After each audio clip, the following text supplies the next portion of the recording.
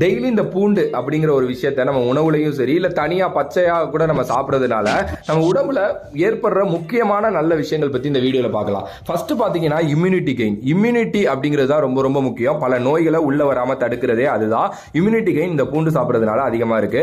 அதே நேரத்தில் high blood pressure இருக்கிறவங்க இந்த பூண்டு சாப்பிட்றதன் மூலம் பாத்தீங்கன்னா அது வர்றதுக்கு முன்னாடி வராமலும் தடுக்குது. அது இருக்கிறவங்களுக்கு அதை கம்மி பண்றதுக்கு உதவியா இருக்கு.